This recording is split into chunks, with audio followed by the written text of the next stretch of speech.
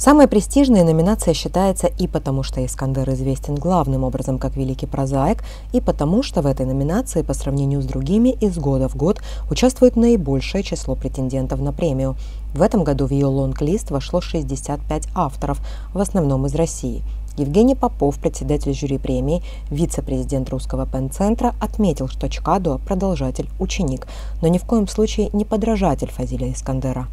Я очень рад, что самую главную премию, прозу, на фестивале или на соревнованиях Фазиля Искандера получает Ибрагим Чкадуа.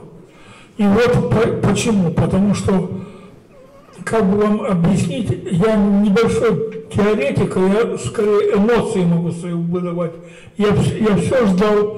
Понимаете, Фазилю Искандеру невозможно подражать, а у него можно учиться только. Вот что и делает Ибрагим. И еще я хочу сказать, что новое время на самом деле, как бы к нему не относиться, оно дает новую персону. За 7 лет существования премии это уже 4-й ее лауреат, представляющий Абхазию в различных номинациях. В номинации «Проза» до этого побеждал Владимир Делба, но он разделил премию с известным российским писателем Анатолием Курчаткиным. Так что Чкадуа добился наивысшего достижения среди абхазских литераторов. Сам Ибрагим, говоря о влиянии Фазиля Искандера на свое литературное творчество, отмечает, что писатель повлиял не только на творчество, но в целом на жизнь. Он в таком творческом ДНК моем очень сильно присутствует и присутствовал. Я этого не отрицаю никогда. Искандер во многом сформировал и вкусы, и вообще мировоззрение, может быть, и в том числе и литературное. Поэтому этого отрицать нельзя. Но я, конечно, внутренне боялся вот этой схожести. Я не столько боялся, сколько чтобы это не было как-то пародийно или там графомански выглядело именно, вот манеру прям копировать. Наверное, он где-то, его влияние на меня где-то прослеживается, но я надеюсь, что я был сам по себе, а потом это все-таки тема не Искандера, он тоже писал, вернее, сюжеты, которые он написывал, они приходились на Вторую мировую, на Великую Отечественную войну. Но там не было войны в прямом виде. И в этом смысле это был разный опыт. И у него, слава богу, не было военного опыта за жизнь. Поэтому, я думал, что получится сделать свое и свой какой-то манеру какую-то найти. Не знаю, это время покажет. Надо отметить, что «Ковчег» – первая в жизни Ибрагима Чкадуа художественная книга. «Ковчег» – это истории войны, но не героических подвигов, а человеческих судеб и характеров. В основном эта книга во многом, вернее, автобиографична, может, кроме последнего рассказа, хотя там тоже какие-то нотки есть из моей жизни, собственно говоря.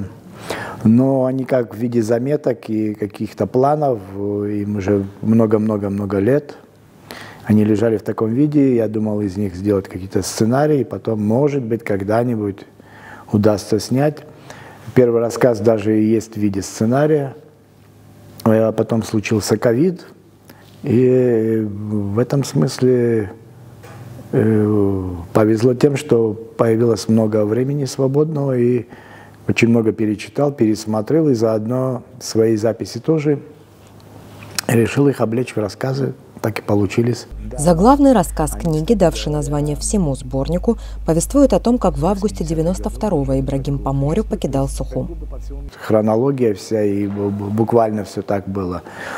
Там я просто, был этот реальный сейнер, шпрот, на котором уходил я с маяка, с дядей своим, Амираном Гамге. А населил уже в книге, естественно, персонажами, которые там не с корабля были, но они могли на этом корабле быть, на таких кораблях, которые уходили из города. Это такой, немного такой, как сказать, реквием, наверное, по тому Сухуму, который перестал существовать в августе 92-го года. Многонациональному, сложному, со сложной биографией, и при этом таким теплой. Не знаю, это читателю виднее уже. Как признается Ибрагим Чкадуа, идея подать «Ковчег» на премию пришла Виталию Шария. Предположить, что она победит, Ибрагим не мог. Я парень амбициозный, но не настолько нахальный, чтобы первую книгу, свою дебютную, сразу сразу подавать на премию. На это меня подбил Виталий Шария, мой давний приятель и коллега. И я ему подарил, собственно говоря, сделал их 200 экземпляров на свои деньги, для того, чтобы просто раздарить друзьям, и чтобы она как-то в печатном виде осталась. Рукописи, в отличие от картин, не горят, поэтому решила как-то напечатать, чтобы они были тиражная вещь. И у него тоже была, он говорит, там в этом году никого нет, у тебя, мне кажется, говорит, достойные такие рассказы, поучаствуй. Я уже в нем участвовал в номинации киносценариев с документальным фильмом об Искандере, и там получил специальный диплом, там и так далее, и так далее.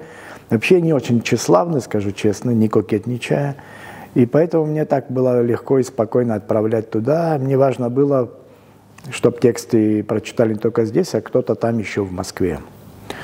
Ну, он как-то прошел, большой список попал, потом шорт-лист. Ну, что он выиграть, честно говоря, ну, это было бы слишком самонадеянно надеяться на это. Ну, не знаю, получилось. «Ковчег» напечатан тиражом в 200 экземпляров за счет самого автора. Изначально эти истории он хотел воплотить в сценарии, а позже и в фильмы. Эту идею он до сих пор хочет воплотить, но сначала допечатает еще экземпляров, чтобы хватило всем желающим. Элеонора Гилаян, Сасрыку Агуха, Абаза ТВ.